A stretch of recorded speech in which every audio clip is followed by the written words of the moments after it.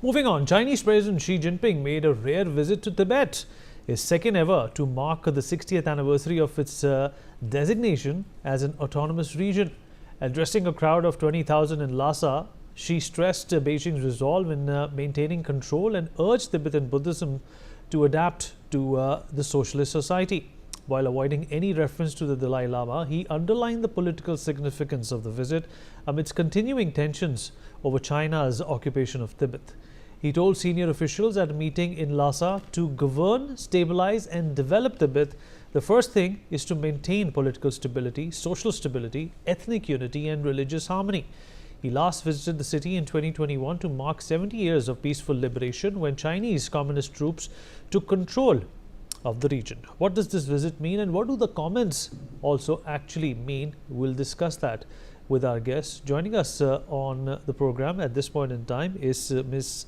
Lagyari Namgyal Dolkar. She's a Tibetan MP. Mr. Vijay Kranti, Chairman of CHASE, is also with us on the program. Mr. Tenzin Sundu, Tibetan writer and activist, also joins us on the show. And last but by no means the least, Acharya Yeshi Phuntsok, former Deputy Speaker of the Tibetan Parliament in exile and Senior Advisor to the Bharat-Tibet Sahyog Manch. He's with me in the studio. Acharya ji, of course, a pleasure and welcome to the Newsx studios. First of all, what do you make of these comments that the Chinese president has made? They seem to be extremely hollow in nature and they don't commensurate with the development Tibet should have seen with the rest of China. Actually, the Xi Jinping visits in the so-called Tibet autonomous region,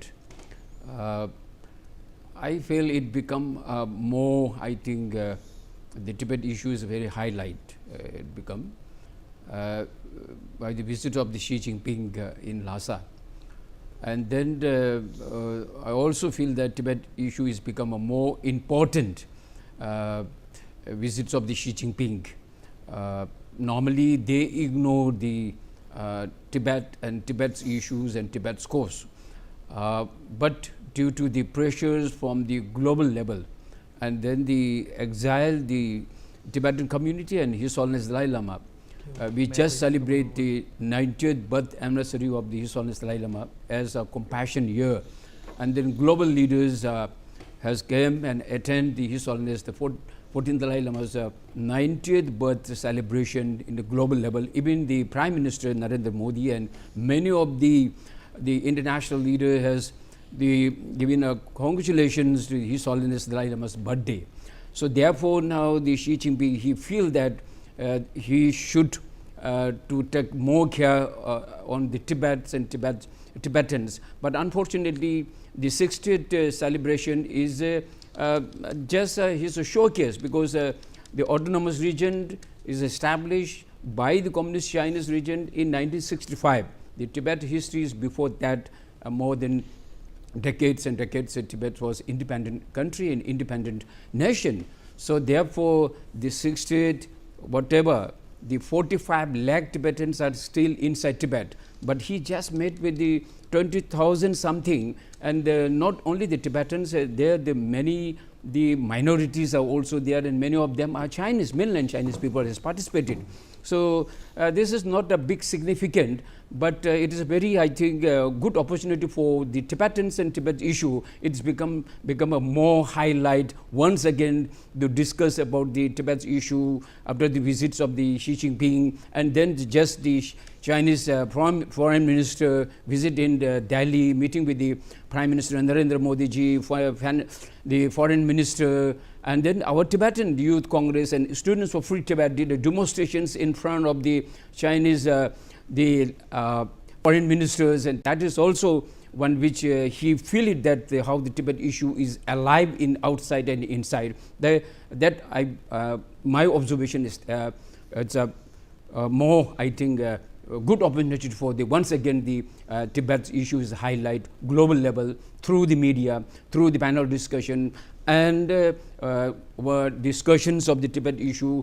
Once again it will be remain, and then the inside Tibets, they are just forced to come to attend his meeting and his gathering. But there is nothing any special things this is his second visitations in the Tibet's so-called autonomous region in Lhasa. Okay, fair enough. Let me also rope in Namgyal Dolkar into this. Namgyal, I hope you can hear me.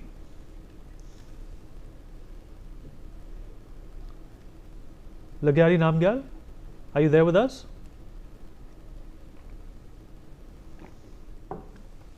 Okay, there seems to be an audio issue. But sir, you know, Acharya Yeshi, I'm going to come back to you. I think that we're going to have to fix this audio.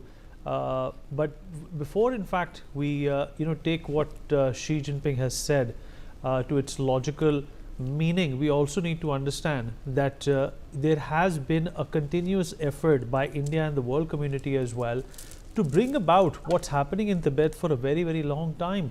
What more do you think, sir, is needed to give traction to that, that emotion?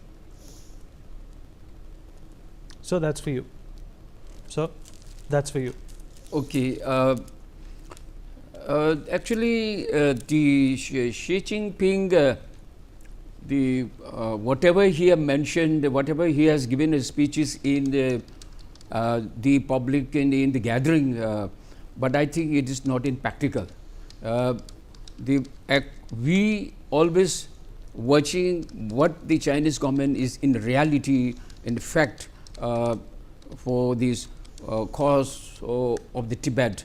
That is how to resolve the Tibet issue. Inside Tibet, still the Lamuki, just I've seen in the social media, her brother is under the arrest without so-called autonomous region. The people will not innerly, there is no respect, no faith, no confidence, no belief. If you will not get the reality, the respect and honor from the inner, from the people's mind, and the just visitation is a nothing. So therefore, as I also appeal my Tibetan peoples, now the Honorable Prime Minister is going to visit Shanghai conference. So that time I think the Prime Minister Modi also pleased to raise in front of the Xi Jinping to resolve the Tibet issue for the long time, for the last 66 or 65 years. His Holiness Dalai Lama's wishes to go back the Potala and Lhasa and to give a culture initiation inside Tibet. So this, I think peoples are waiting. The 45 lakhs Tibetans, the larger number of the population is still inside Tibet. They are struggling. They are giving their life for the cause of the Tibetan language, for the protections of the Tibetan environment. So therefore, the Tibetans community and the global Tibet supporters just waiting what is the real action. And after the 2010, the negotiation and dialogue was become a deadlock. After the Xi Jinping came in the Chinese government as a president or as a leader of the Chinese government. So therefore, this is, I think, Tibetans still, this is the third or fourth generations are carrying the Tibet movement in and outside. The first generation and the second generations has already. Let me